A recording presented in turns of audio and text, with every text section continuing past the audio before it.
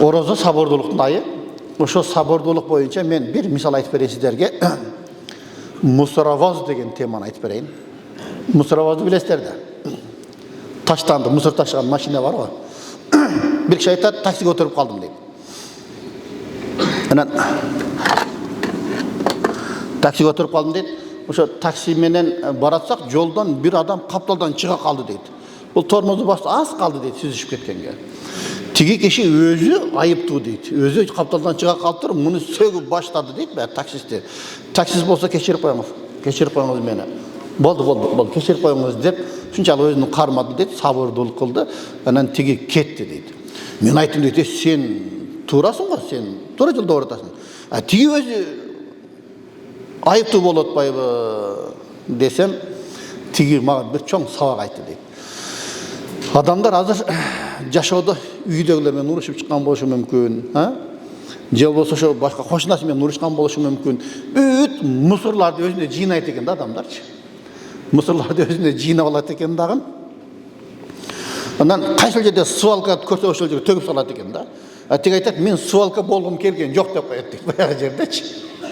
Эгер мен дагы ажылдасам, бүт мага төгүп салмак дейт да баягычы. Бүт эмелерин. Ошол жерде мен уйчуккан жокмун, кайка төгсө ошол жака төгсүн деп туруп сабыр кылдым дейт да, карасаңыздар. Ошол нерсени биз дагы мисалы сабак алышыбыз керек да. Чындап эле уйчукпай калсаң, тоодой баледен кутуласың дейт го баягы жерде.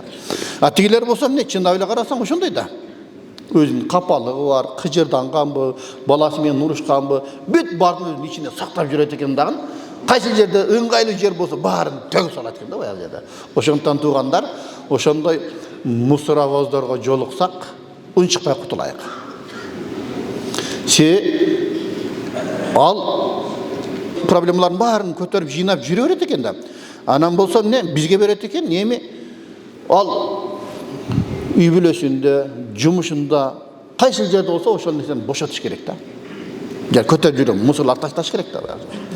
Бизге анын эмне кереги бар? Ал сенин көңүлүңдү чөктүрөт, сенин настроенияңды өлтүрөт, кечке настроенияң жок жүрөт экен да баягы жердечи. Ошол себептен уйчукпай койсоң, настроенияң 5 баягы жерде.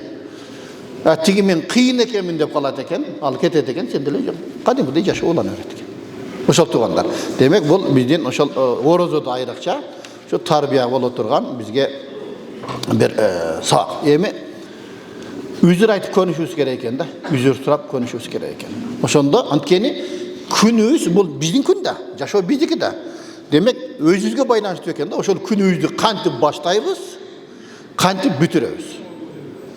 Эгер ошо сабырдуулук менен баштасак, настроенияң көтөрүлөт дагы, жакшы жүрөсүң кечке. А жанакындайга жолугуп калып туруп, аны менен кошо атаң байтал, энең байтал айтыша турган болсоң, кечке настроенияң жок да баягы жерде. Жумушка барганда дагы, кайра үйгө келгенде дагы, ошондон туугандар ушул эрежени эсте сактап калалы.